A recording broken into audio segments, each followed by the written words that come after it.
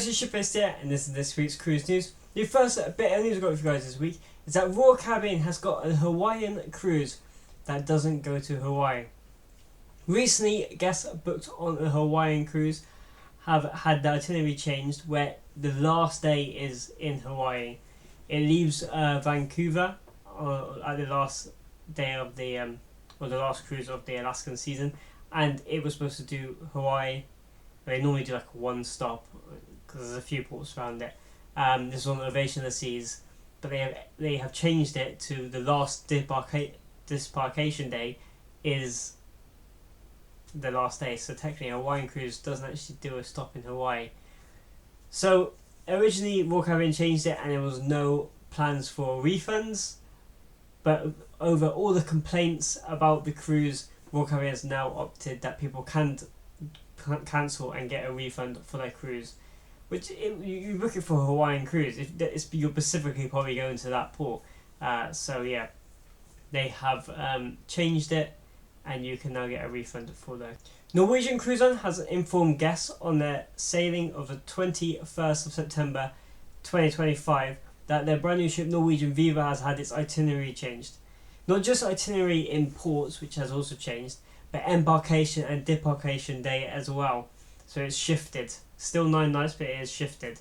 So, but as that one has shifted, what does it mean for every single one before and after it? Are they going to get a day taken away, or are they going to get a day added on?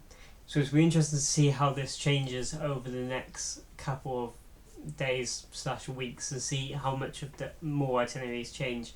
Because for them to just shift it a day, so now means there's a space where the ship's not doing anything. So it'd be really interesting to see how they are going to, well, rectify that. So I'll keep you guys up to date. A few weeks ago, a viewer commented on my post about some princess drama, and I thought I would include it in this week's video. So apparently with the medallion thing, if you're not familiar, they have like this little tag that they can track you and you can order anything to it. They've now added, this is here, a $15 one-time fee to activate their AirTag for food deliveries, and £5 a time to order room service on the cabin phone. So they're giving you this medallion that you can order, but now they're charging you $15 for one time to order food. So I assume it's $15, and that is for the whole cruise. So yeah, it seems a bit cheeky, but these cruise lines at the moment are putting in lots of little costs and upping prices all over the place. And then it also goes on to say they've also poured the free premium pizza and made it a cover charge. I don't exactly know what the prices are, but yeah, it's like I said, these cruise lines are adding prices all over the place. So yeah, it'd be really interesting to see what the response by people are by doing this. But thank you very much, MA Tank, for commenting on that. And if I do miss any stories, please put them in the comments below, and I will put them in the next week's video and give you a shout out for commenting them. So thank you very much for that again. A bit of Royal Caribbean speculation and rumours for you. This is rumours. It looks like they're going to have a cruise ship based all year round in either Europe or Dubai. Mainly it looks like Voyager of the Seas. And it looks 99% certain Independence of the Seas is coming back for 2025. This ship right here. So yeah, I'd be really interested. It looks like the same itineraries, just a different ship, which would be good. 5 years of Anthem of the Seas. I think it is time for a change. Maybe we could have had a newer model of ship. Never know. But Royal Caribbean looks to, I don't know, not get on with the UK market, but just doesn't really care about it. Their biggest one is Barcelona, Cicatavecchia, and America, because they are Royal Caribbean. But yeah, it just seems like it's the same boring itineraries, the same two ships that have come here the last. Okay, we used to have like Adventure, Explorer, Voyager. We had a few of those. Navigator as well. Have we ever a Voyager? I don't think we have a Voyager, but we definitely have Explorer, Navigator, and Adventure. But yeah, but with Independence, then we had Anthem, now in India again. Surely we could, I don't know. just stick Icon 2 there. It has to go from Finland. Do a 3-night cruise like you promised us originally.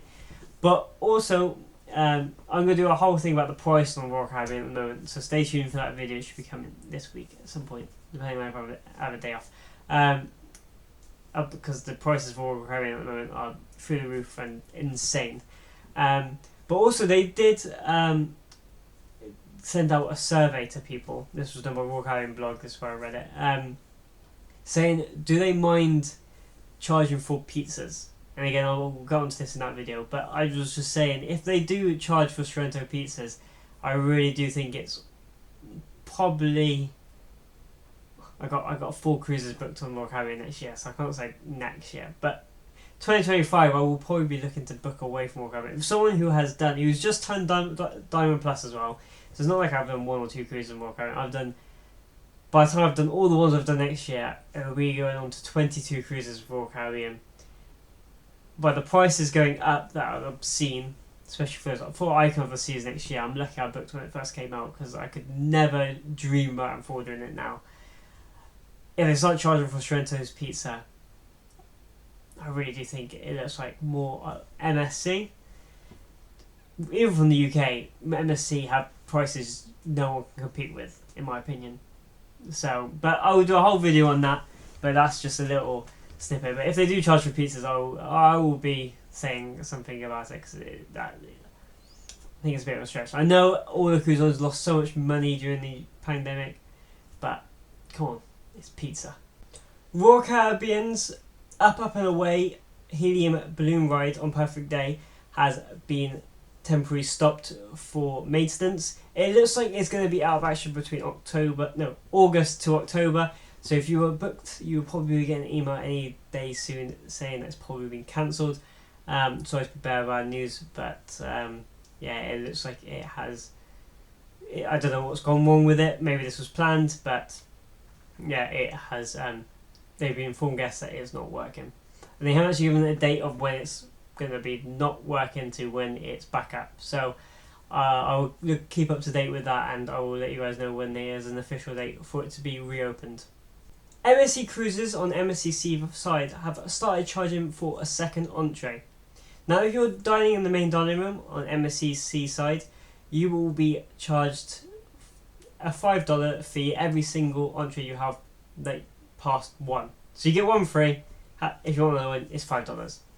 Now, they're not the first cruise line to do that. Carnival have done that, but for the 3rd and 4th entree. So yeah, but it's only been introduced on MSC Sea View from Port Canaveral. So it hasn't gone fleet-wide. And I don't know what's the difference for Yacht Club. It doesn't actually specify. But I'd assume Yacht Club stays the same and you can still get it for free, because it's always, you're in the suite area. I would say this is for the normal main dining room. You get charged $5 per entree after your first one. That is all the news I've got for you guys this week. Thank you so much for watching. If you like what you see, please press the like button and subscribe to my channel. It's very much appreciated, and it really does help me out. I'm also on Instagram, TikTok and Twitter, so link is in the description below to go follow me on those platforms. Thank you so much for watching. It's been Shipfaced here, and I'll see you guys in the next video.